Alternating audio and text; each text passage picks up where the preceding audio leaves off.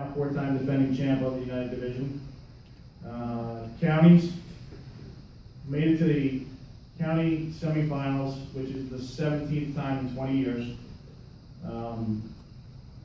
Losing to Teaneck, it was for whatever, it was a difficult matchup for us. Again, it wasn't because of effort, it wasn't because of ability. You know, every day someone wins, someone loses, and on that particular night, you know, we came in second place, so there's no shame in that.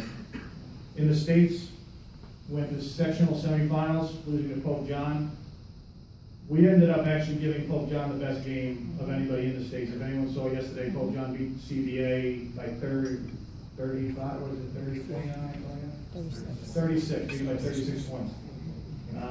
We were tied with Pope John, 4 minutes to go, a couple opportunities to go up. Again, it didn't work out, but we talk about success and doing everything the right way. We were successful that night. As a team, we shot 50% from the floor, 80% from the free throw line. We only turned it over 12 times, but Pope John was the better team. All right, so we didn't win the game, but as individuals and as a team, I think we were successful that evening. In terms of individually, we received more recognition in the league and the county than any other team in the county. We had 7 players placed on one of the all-league teams, whether it be first, second, third, or honorable mention. And we had 3 players placed on one of the all-county teams, first, second, or third. At this time, I'm going to call up, we'll start, we have a great group of managers that, you know, had really, Brendan Toomey, if you'd come up, all right.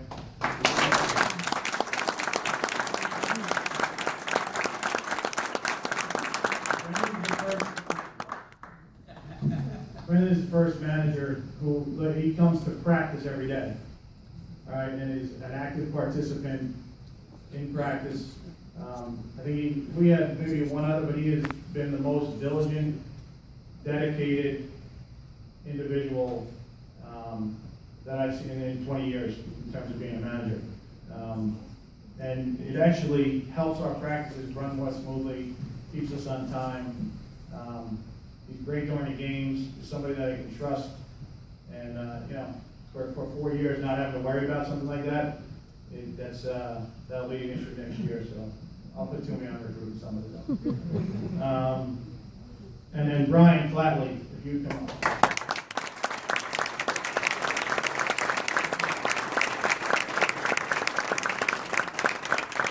Brian's been with us 2 years. His brother Jim recruit, and he's done a great job. He's been asked to do a lot of different things. Keep stats during the game, OER, DER. This year I recruited him to film the game, which is actually great that we can generate stats off the film. Also gives us an opportunity to send films out to colleges and stuff like that. So again, Brian's been with us for 2 years, been great. Wish him all the best in college. Brian Flatley.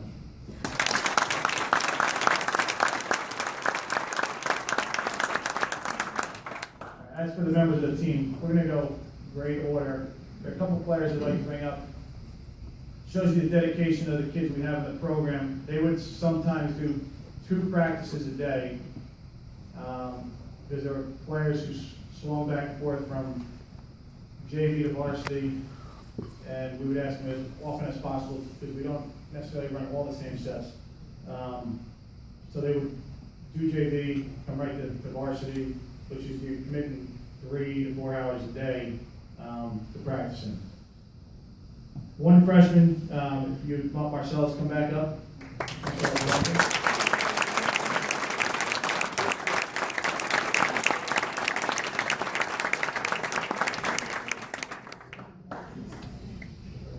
And then sophomores who play both JV and varsity would be Chris Lavasolo.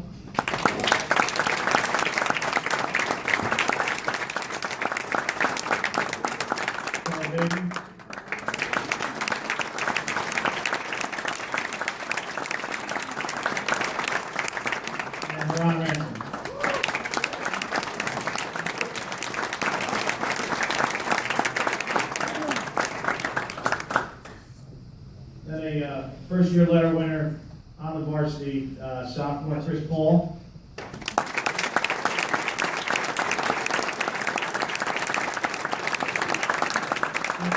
Chris received honorable mention all league this season as a sophomore. All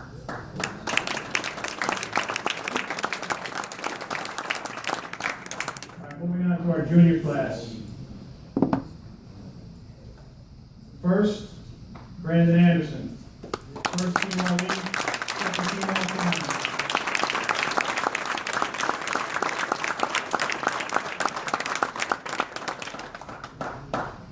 One player who's not able to be here tonight, Ryan Gillen, is another one of our juniors. Jalen Mills.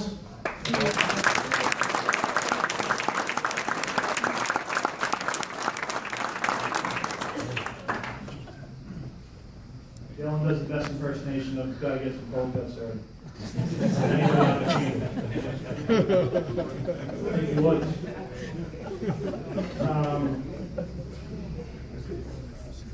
Omar Mustafa.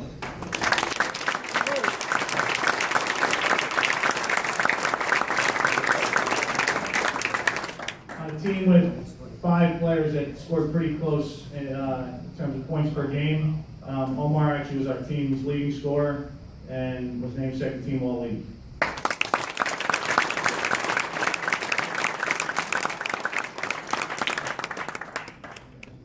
Our last junior, Matt Petrosino.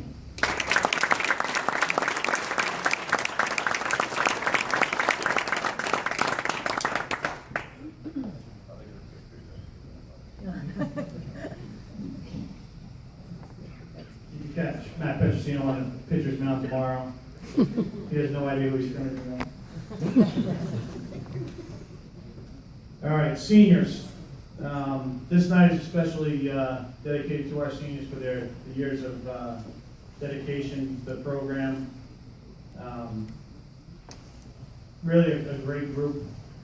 Yeah, I can't, we had our issues. We did have detentions, unlike the JV. And we had to solve that issue, which I think we've done a pretty good job of. But really a tremendous group of kids who for, some of them 3 years, have been given their heart and soul on the varsity, and truly appreciated. 4 of them will continue playing basketball in college. We'll go individually here, talk about each one a little bit. First up is Amani Craddock.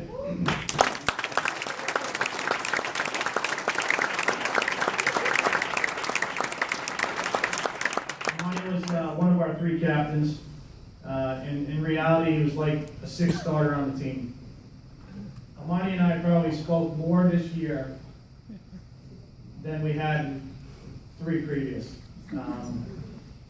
Really discussing on his role and starting versus non-starting. And I really didn't look at it as, whether he was starting or not. He was playing 22 to 26 minutes of the game, and was always in at the key moments, especially at the end of the game. So I really consider him a 6th starter. The energy he brought off the bench and his scoring ability really was something that occurred out of the first game. He was injured, didn't start, and I like what he brought off the bench, and we kind of rode it the whole year. And in those our conversations, I threw names out like Kevin McHale, who's like a Hall of Fame guy, and was 6th man pretty much his whole career. Amani eventually bought into it, and what he did for the team, I can't say enough about him as a person, because there is especially for me there's not, but for Amani there is, that desire to be a starter, be pulled out before the game, and his willingness to sacrifice for the team in that regard, I think says so much about the kind of person he is and his willingness to sacrifice for his teammates more than anything else.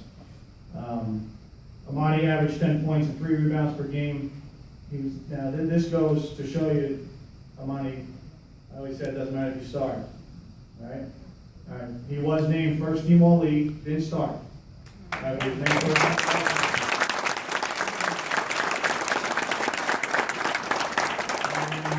And named third team all county.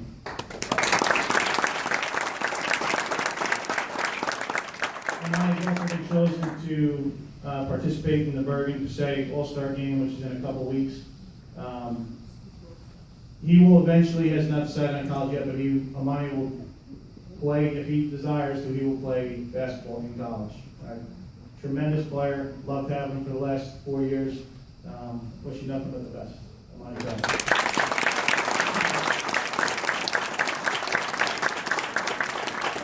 Second up, Pat Willis.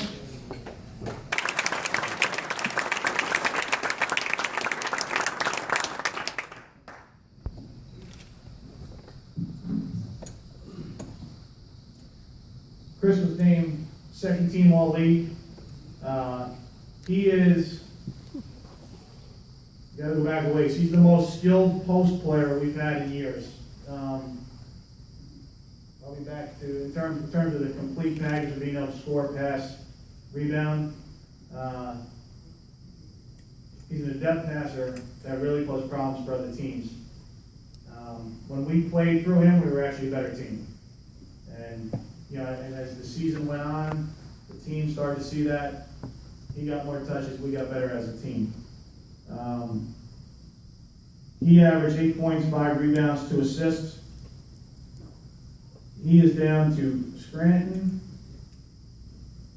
Hobart, and he threw in Catholic today, which I don't know where that came from. But it changes daily, so you might want to keep track of that.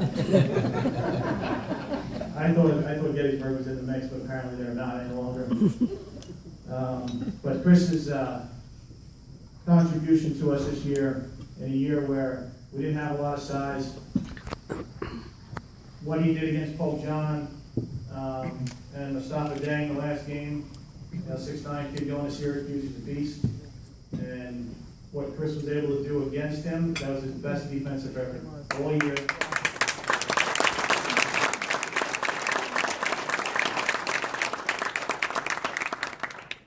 All right, he doesn't say a lot, but he definitely does his talking on the court.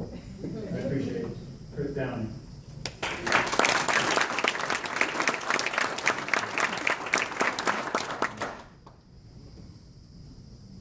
The next two, I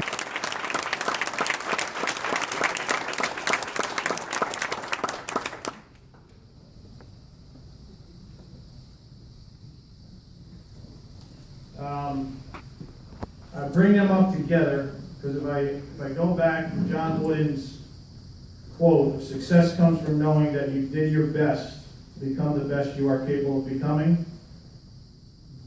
Both of these players are successful. Did either one of them get a significant amount of time? No. Right? But Ian is a relentless worker. If I go back to freshman year,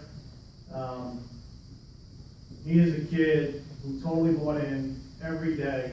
I mean, those two, when you consider the amount of playing time they got, the effort they put in every single day is phenomenal.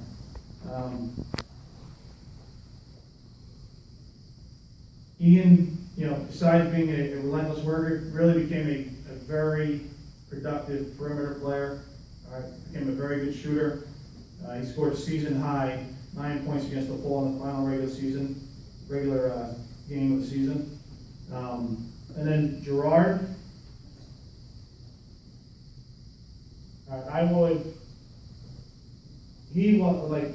It's funny, Gerard is like the glue guy who never got on the floor, right, which is very difficult to do. But he kind of kept us together as a group. And, he is as much the face of Don Bosco basketball as anybody standing up here. One story to me tells enough about Gerard, and his place in Don Bosco.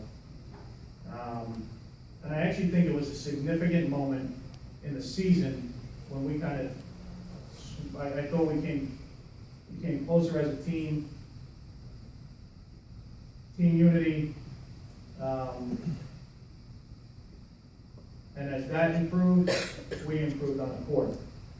It occurred at the Bergen Catholic game at home, which we won, by the way. And there was this kid, transferred from Don Bosco, went to Bergen Catholic. Some of you guys know him. After the game, while we were conducting ourselves in a professional manner, that individual from Bergen had some choice words for our coaching staff, and then refused to shake the hands of anybody on the team and was expressing that. Gerard then, in words that I cannot share at this dinner, my daughter is right here. So was his mother.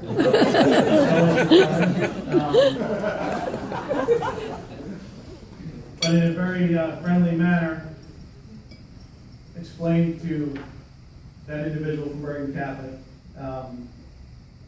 that he would be shaking hands with everybody on our team. And then what led to a little scuffle, and everybody went down separate ways. And Gerard, I believe you said you would talk to him over in your neighborhood later. They live relatively close to each other. So I'm sure they hashed everything out later on that night. But to me, that was very important. All right, it was important that while you never want your kids to fight or anything like that, it's important in athletics that your teammates know you have their back. And that, that was kind of a turning point for us, at least from my perspective. So, Gerard, I appreciate the gentle words you shared with that individual, and it will not soon be forgotten. It really, to be honest, it's like my first year coaching, I had a player, some of you know him actually, Ryan Mahwah, who's actually our treasurer for the Tipping Club. Actually, it was our second year, Aunt Rana. He said to Ryan Mahwah came, he said, "Coach, everybody's buying in except one guy. You want to handle it or you want me to handle it?" I said, "You got it." All right. That's the kind of, what Gerard did is along the same lines. All right. Best interest of the program, handling things, as a teammate. And that, truly is appreciated. Ian Arosich and Gerard Matisse.